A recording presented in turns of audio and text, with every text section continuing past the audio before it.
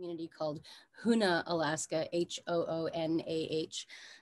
So in the Tlingit tradition, we follow our matrilineal line. So my mother's grandmother didn't speak English, and she didn't have an English name until she was probably 25. And they said, your name is Mary. Anyway, so just a few generations ago, there was no English in my lineage, and my family have been weavers for a couple generations now, and my grandmother was a beater. But I'm here to talk about Chilkat weaving. Show of hands, does anybody know what Chilkat weaving is? Like, just give me your jazz hands if you've seen this before, something like this before. No, yes? I love it. Oh, good. Oh, Evelyn is familiar. Okay, sweet. Thank you. I don't get to see. Okay, thanks. I can't see everybody, but I scrolled through real quick. My mother was a pretty well-known Chilkat weaver. This is one of the last pieces that she wove, and it is a child size or model size blanket. And of course, when you look at a Chilkat blanket, and actually, if you know Robert Davidson, he is doing some pieces that are 5-sided, but they are missing some of this primary black lines that are happening in here. This is identifiable when you look at something like this, that is with a black and yellow border, with blue and yellow or green and yellow elements, and then these black primary lines that you could essentially trace with your finger that are mimicking the shapes in Northwest Coast form line art. So if form line is new to you, write that down as a new study, but I'm sure you're familiar with some of it. Since you are you on the plaza or just off the plaza? Because no. So are you familiar with, I mean, we're on Museum Hill. Okay, so how many of you have gone to like Santa Fe Indian Market in the fall? Because so many Northwest Coast artists, right, come pop over. So form line itself, and I can't believe I don't have an image of something specifically form line. So this is adaptation of form line from the Northwest Coast. We have been talking amongst ourselves as weavers about what happens if this blanket is woven with a pink mask across this face. Like, what if this yellow line here is pink? What if these pieces turn lime green? Like, what if they're orange? Is it still a Chilkat blanket? And some of us are having this discussion of, well, you know, these are ceremonial use objects, current day, like we still use them. When a person of high standing or any person who owns one of these in Tlingit, Haida, or Tsimshian peoples, when they pass away, we will drape this over the coffin, right? And for the overnight or 2 or 3 nights that someone is laying in state, and while we're taking care of the body, you know, this drapes over them. There have also been contemporary reports that they have been buried or cremated with the person who owned them. And this is not like 100 years ago. This is, you know, last year. So I think that's the most important part, is that Chilkat weaving is alive. We have so much record of, you know, oh, these were worn, these were used, these used to be. No, they are still. Although I am one of about 7 full-time Chilkat blanket makers. So, and maybe there's fewer than that, depending on who you ask, who work every day in the form, right? In the larger blanket form. So yes, black, yellow, blue, white, little pops of white. This particular blanket was woven by my mother, Clarissa Rizal, and she intended to weave 7 of these for her living grandchildren at the time. She has little notebooks where she has sketched out eyebrows with very distinguishing features. Like this little point that's happening is not normal or common in a Chilkat face, all right? And neither are the little dimples that she's woven here. So this particular blanket was designed and woven for my son, Lewis, who at the time was the only grandson in her lineage. So she was trying to bring that chiefly thing back of like, he might be the clan leader because he's the only boy descendant of mine. So unfortunately she died before she could weave the rest of the pieces. So this is the last one that she wove. It's been a huge learning tool for me though, and many other weavers, because on the inside, is where all the action is, right? You get to see all the pieces of like little remnants that she's needled up the back. You can see that even though on the front it looks, let me see if I can do this. So there's the phone dropping. So on the front, you get these nice little like curves that are happening and this curve that's happening around here. But when you start looking at the back, it is almost geometric that you can see the steps that are coming, right? You can say that she's like dropped a few little warps to start creating this little curve. And this here where she's like interlocking these colors. So she's like, it's very, what do you call it? Pixelated almost on the other side. And the magic of Chilkat weaving is done really with all the teeny tiny fine braids that happen in here.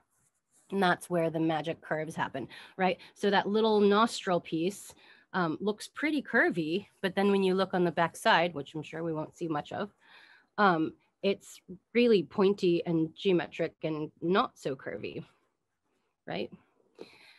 So that's the distillation. The blanket that is behind me is for a museum in Texas. We'll see if that goes forward. And the transparency that is happening here, I don't know if you can see this. The transparency is our modern day version of tiny little cutouts of ovoids that would be made of cedar bark, like a strip of cedar bark like this would be cut into a little ovoid shape and would make one particular shape on our blanket. What you can't see in this, because it's so shiny, is this is a diving whale. There's one of the pattern boards down here. Traditionally, we would have painted these on wood, and then it's only half of the design. So this face in the very center would be that face that my mother wove, right, on the small blanket. And then that's the left side of the blanket. But here's the thing, that piece over there would also be on the other side, since a Chilkat blanket is bilaterally symmetrical, right? If we cut it through the middle, it's the same on left and right side. So this is a pattern board my uncle painted for me of one of the first blankets I wove. And then we've adapted this, you know, the wooden board to be on a large transparency like this. And there's a great place in Oregon who prints these, because there is no fancy printer in Alaska who prints huge transparencies. But what's happening in this picture, or this transparency, and it's cut into pieces as you can see, but do you see that main face in it? That's like a turquoisey color. There's a full face. And then these black forms, this black primary form line that's happening around it is a hybrid version, like a merging of like 3 different diving whale patterns in the Chilkat tradition, historical diving whale patterns. And what's happening is we've got this black primary design happening in the body of the work. And then there's like a spirit being, if you will, peering through the other side. So the hand of this being is here, kind of pushing up against the glass, or the veil as we call it, because our Chilkat blankets are the closest we get to the spirit realm without crossing over. We call it working in the veil. Let me see if I can prop you over here. Nope, I'm gonna leave you over here. I wanna show you what this looks like underneath. So what's happening is, if I flip this around, transparency, you can see that the fingers are being woven in here. Woo, so loud. So the fingers of this being are being woven in here. And what you didn't see, there's actually only 3 fingers, 1, 2, and the third one is coming in right here. And then the thumb is gonna come up here on this side. In the Chilkat tradition, we don't use 5-fingered hands when we're weaving a being that may be human or even bear or something else. We never put the 5th finger in. I call it the Berenstain Bear's hand. And that is something that my mother's teacher would assert over and over. She'd say, no 5-fingered hands, no hands. And you know, my mom was like, why can't we do hands? I wanna set you down on this little table so I can keep talking to you. Dragging this over. And she said, why no 5-fingered hands? Well, her teacher died without really explaining it. My mother's teacher, Jenny Fanot. And then my mother figured out, you know, she talked about having a really strong connection to the spirit realm.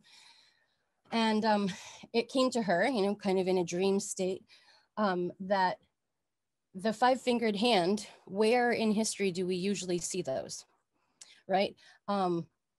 Cave walls, archaeological sites, right? Where you can go in and like 10,000 years ago, somebody put their handprint while they drew the outline of a buffalo, or, you know, the guy with a spear.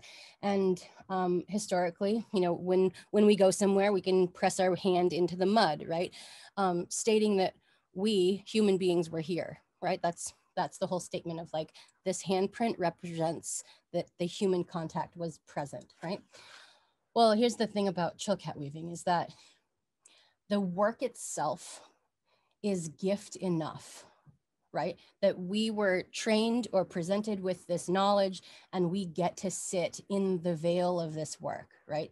The merging of, or the communing, if you will, of our physical realm and the spirit realm, and help bringing these beings to life that become like their own thing.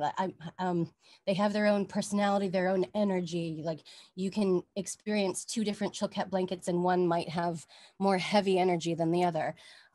So that five-fingered hand is not necessary to weave into our work, because it is enough that we humans have made this, because the beaver can't make it, the goat isn't making these, bears aren't making these are human made, and that is enough. That's the like surrender of ego, and allowing the work to be made by hand and have that be enough. So all the philosophies of Chilkat weaving in here. This particular blanket, as you can see in the transparency, is being woven with my mother's bright Chilkat yellow. She said, you know, when I started weaving regularly, I said, why this yellow? I really like the old time faded yellow. Why can't I use this color? And she said, well, go back to the blankets that are 200 or 300 years old. The yellow that they started with is nearly faded to like a white color, right? So it's super faded. And she said, in 300 years, do you want your borders to be yellow or faded to white? And I was like, well, I'm going to be long dead. What do I care? What is, and she said, just use the bright yellow. So this is an homage to my mother to use the bright yellow border. Speaks to the current day weavers and that lineage. And then all of the shapes of this being coming through from the spirit realm, pushing their face against the glass, is woven in old school dye, the dye of 200 years ago. So the dark brown, reddish brown color that is going in the fingers here, and will also be the eyebrow and everything else in the face, like this pupil, the eye pupil and everything else. That is what merino yarn that has been cooked in hemlock bark for about 8 hours. And then it sits for 6 or 7 days, right until it starts to mold on the top. I don't know what the effect is of sitting it for 6 or 7 days. We still have more experimentation to do. Like, does it yield a better color? Does it stay longer? Why keep it that long? So that's hemlock bark. And of course, it's also my pin cushion as I'm working. Those are my pieces that hold my yarns up out of the way, and all the braids. The yellow is dyed with wolf moss.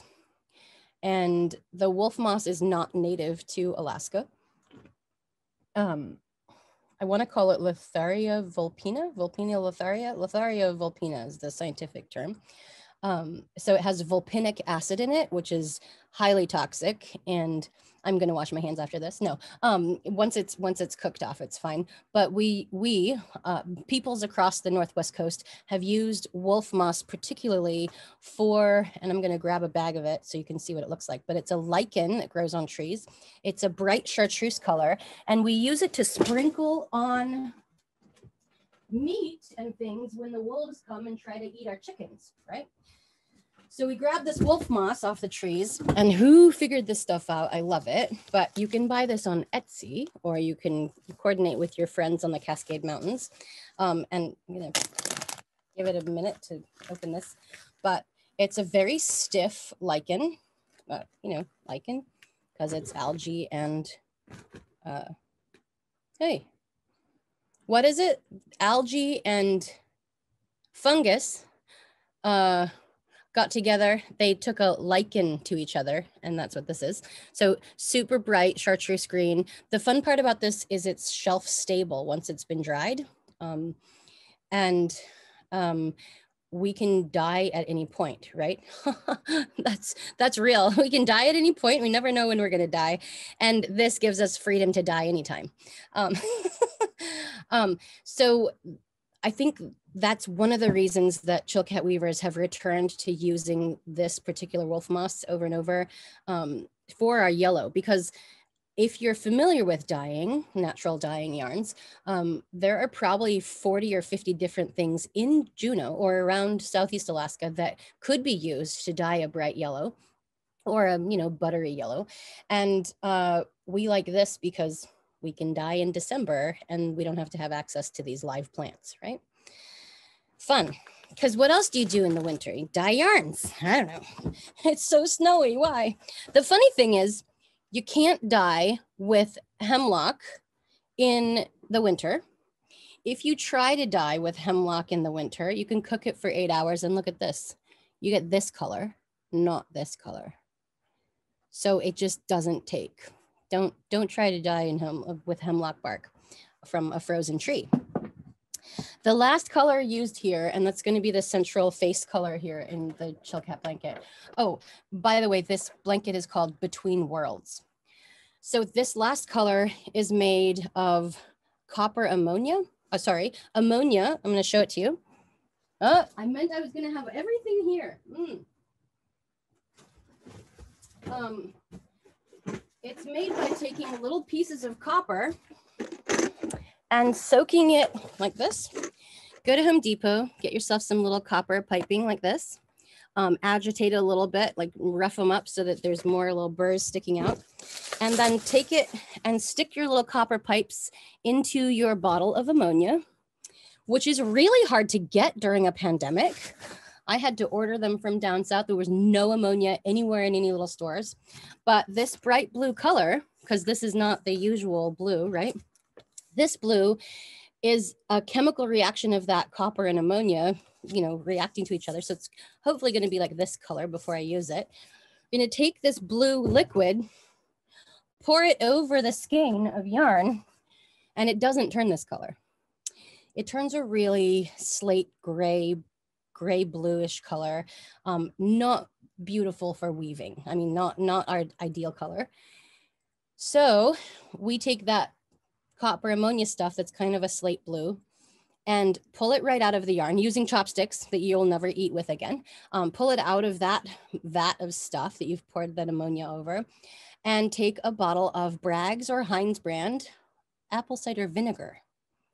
And this apple cider vinegar goes right over the top of this skein, and it's the most magic thing. Like, if it wasn't so toxic, I'm gonna do it with my kids this spring because I have 5 children. It is instant, like super magic trick. This slate blue gray stuff that's really not, I mean, I would make socks with it, but it changes right before your eyes into this beautiful seafoam green with it, as long as the vinegar has a mother in it. If it's that cheap, like $2 apple cider vinegar with no little threads of mother stuff in it, it won't do this. Don't know, has to be the magic probiotic stuff. So that's that part. Questions yet? Should I keep going?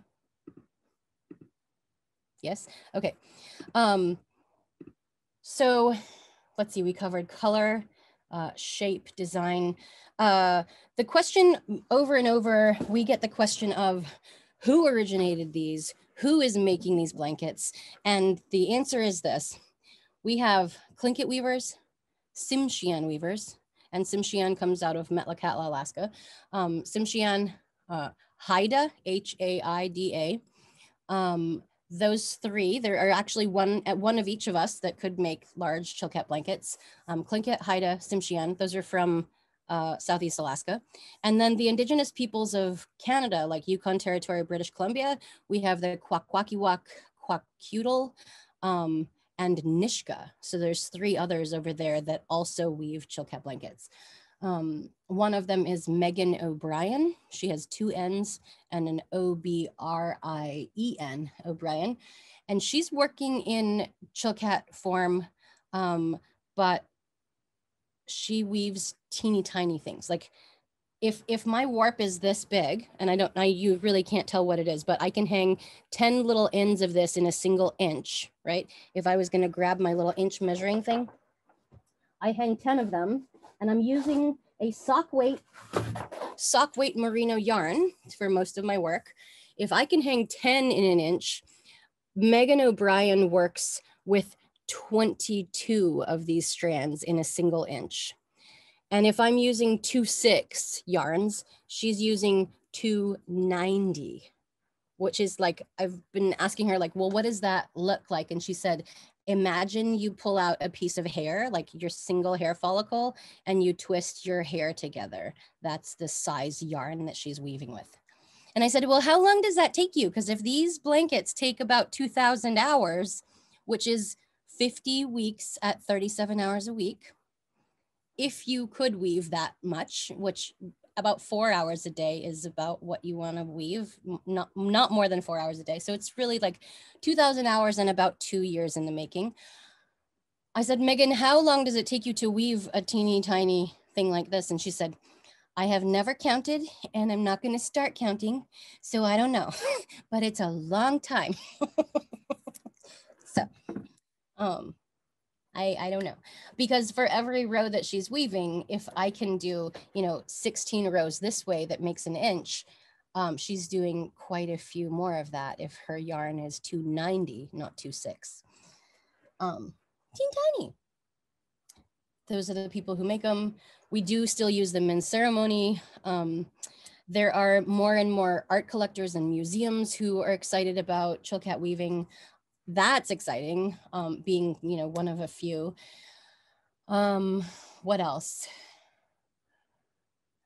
What else do we want to know? If you want to take a class in Chilkat weaving, I have moved all of my weaving online, all my teaching online.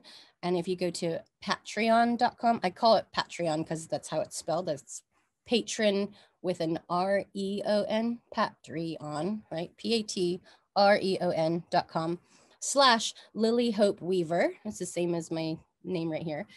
And my last name isn't Weaver, it's Hope. But I used to teach like 6 or 8 classes a year, and now I'm teaching every other Sunday. I have weaving hours with these students across the nation. No like European international, but I've got 4 Canadian weavers that are weaving with me every Sunday. We have done 3 projects start to finish: a small pendant, a woven headdress similar to this one. Actually, it's still on the loom, but we're making little headdresses like this, and they're big. And then our last project that we just finished is actually the Chilkat protector mask that you will see in the exhibit. And I don't have one of those. Isn't that so nuts? I don't have a Chilkat protector mask in my possession to show you what it looks like. So that, let's see, design, color, work, 2,000 hours. Do you want to see what it looks like when someone is twining on one of these? Because there are no tools, right? So I'm going to grab my smaller loom right here. I'll have this and see if I can bring it over towards you. This is a blanket I've been working on. So you can tell that it's right. That's what I want to point out. There is no weight on the bottom of the warps. This is Terry Rothkar from Sitka, Alaska. Bless her. She's passed in 2016. She talked about the Chilkat blanket and the sister textile Ravenstail, which is more geometric in nature. She talked about these being flat baskets because we are twining over them similar to the way that we would twine on a Chilkat, on a cedar bark basket. And I may have to adjust where you are on this. So forgive me as I shift you around. Megan O'Brien she was an SAR fellow. Yes, I love it. Oh my gosh. That's right. Megan O'Brien is really good. I'm so glad you know about this, Chris. Megan is so good at securing those residencies because she doesn't have 5 kids to manage. It's fabulous. The things I wish I had done before having children. Yes, but also it's temporary. I know that we'll come back to it. I mean, I'll do more residencies. What's happening here is you can see that I've shaped this curve down here, and I haven't woven any of the blue that fills in this space. All of this is going to be blue. So I can weave negative space, if you will. Like if this was my positive space, I can weave all of this over here as long as it slants this direction without weaving the color that fills in the rest of it. You can also see I did the same thing here, that this is the top of a wing on a bird. And I wove this direction of the slant so that I can now fill in all of this blue between the wing and all the way over to this side and then back again. Now, if you notice, this blue is kind of fading into a lighter blue, yes? Well, that's what happens when you start something 9 years ago and you don't know where that ball of yarn went, and you just say, well, we're just gonna ombre this. We're gonna do a little variation because this was a hand-dyed blue that no longer exists. So the next batch didn't dye exactly the same, but you know, it's working. And I'm using a darker blue just for a demonstration so that you can really see it pop on the screen. So here we go. The twining that happens over a Chilkat blanket is very much like a basket. One of these strands is going to go up and away, one will tuck to the back. And I'm weaving over 3s on this particular blanket just for speed. We affectionately call this, not as a race thing, but as a color thing. We call them the fast black weaving technique, where we're weaving over 3s instead of over 2. And when we first started talking about it, someone said, you have somebody, we usually use them on our black borders, right? That we can weave over 3s. And we say, okay, well, that's our fast black weaver. Make sure you use the fast black weaver. And they're like, you have black people who weave your borders for you? And they're faster than you are? And we were like, no. It's the color of the yarn and that we're weaving over 3s. But we love you that you think that. It's really cute. So yes, we are still our indigenous selves weaving over 3s with black yarn, fast black weavers. So and I'm doing a fast blue weaver. That's easier to use. I should actually adapt that. It's a fast blue. We'll just say weaving over 3s. So I'm going over 3s, all the way across, over 3s behind 3 with the strand that's moving. And then as I get to this edge, I have to figure out where is it going to turn so that it stays on the horizontal and doesn't start to slant my weaving. I don't want it to like go like this. I want this to maintain a really nice, even horizontal line. So then I'm checking my pattern and going, okay, I'm grabbing 1 from that one. So that means I have to turn around on a single right here and then go back over 3s. Someone saw me weaving my fast black border and she said, you're weaving over 3s? That is like a Scottish twill. And so I had to go down the rabbit hole of looking up Scottish twill. And now I want to go to Edinburgh and study all the textiles in Scotland because there's so many parallels. Which once you get into the textile world, of course, you're like, wait, you're doing that too? Oh, I do the same thing. And this twining and how I'm holding my fingers like this, if you're familiar with Veranoa Hetet, she is a Maori weaver out of New Zealand. She holds her hands almost exactly the same, twining over flax and using flax strands to weave with. So the indigenous Maori, the indigenous peoples of New Zealand have been weaving this way for hundreds of years as well, just over a different material. Something we didn't talk about is that I'm using merino spun with cedar bark. So when you were getting your minutes all figured out this morning, announcements, I was splitting some merino into little strips so that I could spin this. And as you look closely at the fiber, there is strands of cedar bark that have been plied into the wool. A couple hundred years ago, the ratio of bark to wool would have been opposite, so that the core of this yarn that we'd be weaving over would have been like 90% cedar bark and 10% mountain goat. which technically people are saying is not, mountain goat is not wool per se. It's hair because of the way that it grabs, like it's a hair instead, like it doesn't burr the same way that sheep hair does, sheep wool does. Also haven't verified that that's actually true with the microscope. So I was splitting the wool pieces, the little wool roving, into strips like this. And I'll take 2 pieces of that and then a tiny, tiny strip of cedar bark and lay a cedar bark into the roving like this. And then lay another one on the other side and then ply these together on my leg. So this actually becomes, and I don't have my water in front of me, I really want to show you that, but it becomes the warp with these 4 pieces being spun together to make all of this stuff.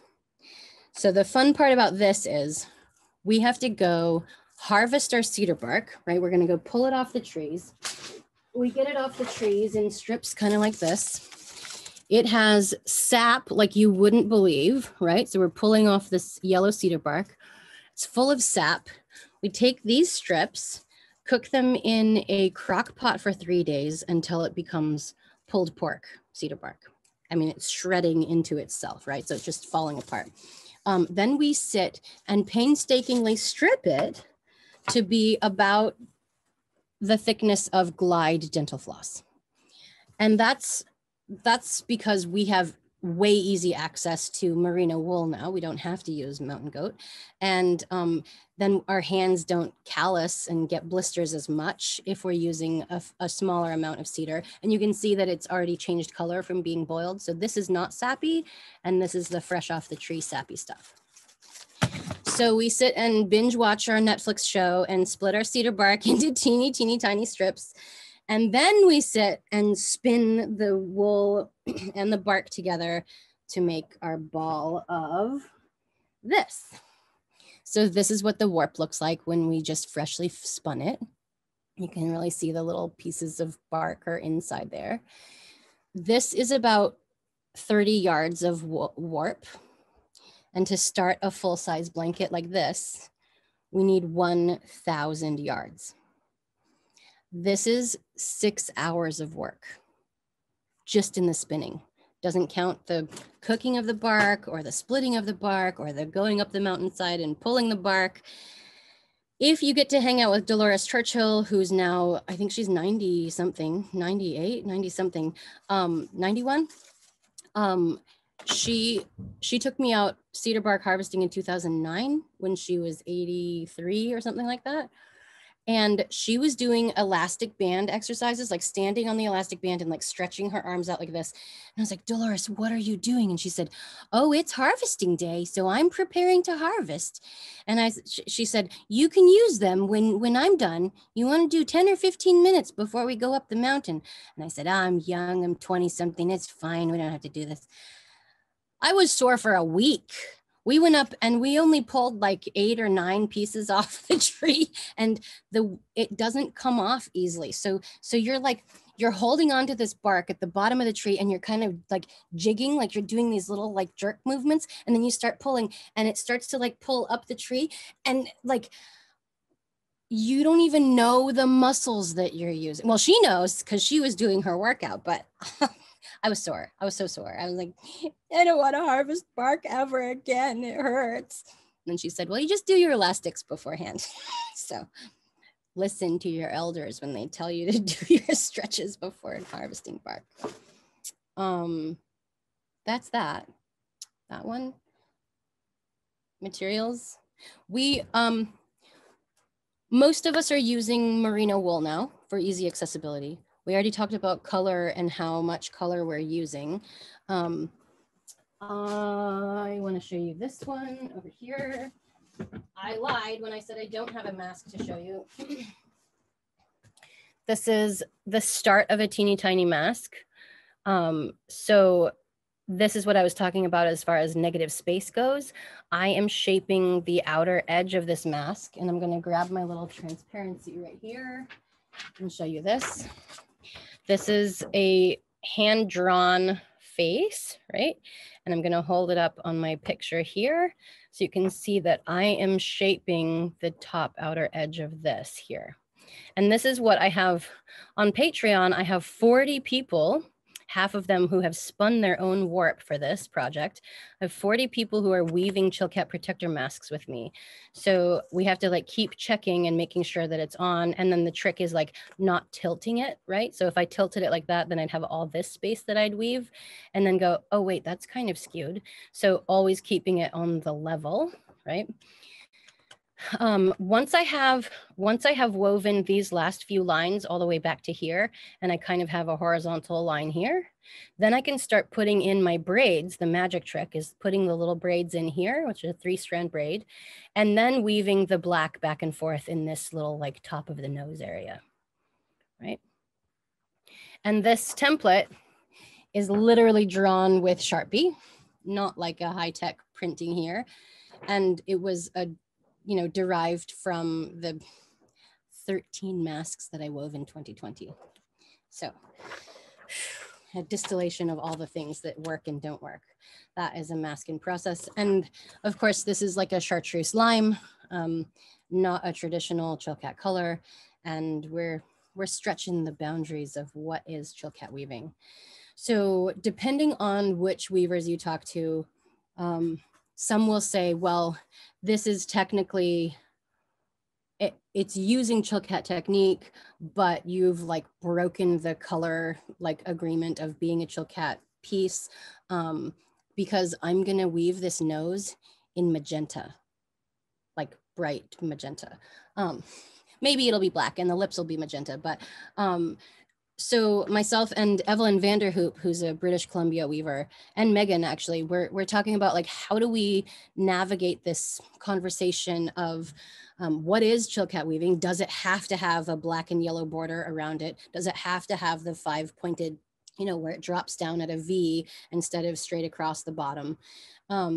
What happens if we use purple and neon green and, orange? Is it still a Chilkat blanket? Would a clan leader or cultural leader want to use and own a bright neon Chilkat blanket? Like that's where we're like, I don't know. And the same goes for what we haven't talked about, the sister textile to Chilkat, the Ravenstail blanket, which is another like 100 years older. Was the Ravenstail blanket utilizes a lot of geometric basketry patterns. They do zigzags. I'm going to pull this one off.